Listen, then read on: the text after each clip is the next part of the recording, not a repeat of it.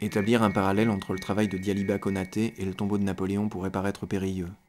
Monsieur Konaté habite Porte d'Aubervilliers, dans une cité, en bordure du périphérique. Rien à voir avec le tombeau de Napoléon, qui lui est situé derrière les Invalides, et beaucoup plus loin du périphérique.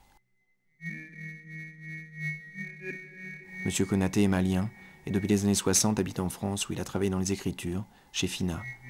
Monsieur Konaté a également une autre activité.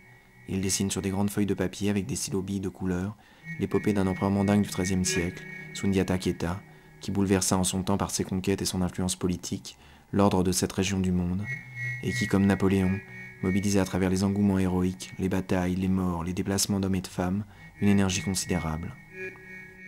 Personne en France n'a jamais entendu parler de Soundiata, et tout le monde se fiche éperdument qu'un miracle l'ait guéri de sa paralysie, ou qu'il soit né d'une boiteuse. C'est un travail de mémoire, l'art et l'histoire. Donc c'est attaché sur l'Empire, l'ancien royaume mandingue, le Mali. Cela n'a pas une grande importance. Monsieur Konaté s'en fiche que l'on s'en fiche. Il sait au fond de lui l'importance de cette aventure, et jour après jour la dessine, inlassablement, rajoutant de nouveaux dessins, peaufinant les détails des costumes, précisant le rôle de tel ou tel personnage. D'aucuns considéreraient Monsieur Konaté comme un aimable dessinateur, doublé d'un historien érudit. Mais Monsieur Konaté est plus que cela.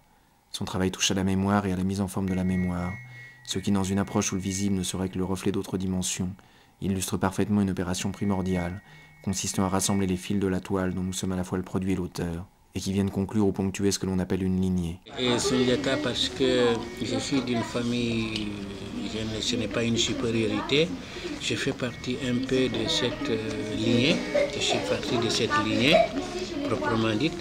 Alors on avait des griots qui sont attachés à notre famille, qui connaissent depuis le commencement jusqu'à maintenant. Cette opération est assez dure à expliquer et nécessite un point de vue différent de notre point de vue habituel qui a tendance à considérer notre personnalité comme un élément unique, s'arrêtant aux frontières de notre corps et de notre perception. À travers un autre prisme, où nous ne serions non plus des individus isolés et tout-puissants, mais juste des émanations d'un réseau plus vaste s'incarnant par-delà le temps et l'espace, dans une dramaturgie aux ramifications multiples, le travail de M. Konaté, comme le tombeau de Napoléon, prennent un sens supplémentaire, à savoir le rassemblement dans un canevas cohérent d'une immense opération énergétique.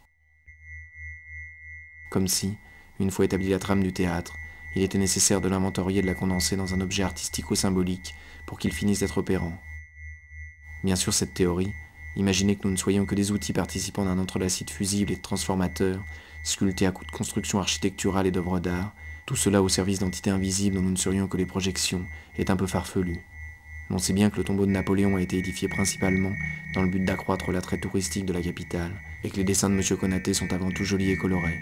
Mais puisqu'il s'agit d'art et surtout de magie, autant se permettre un peu de fantaisie, non ?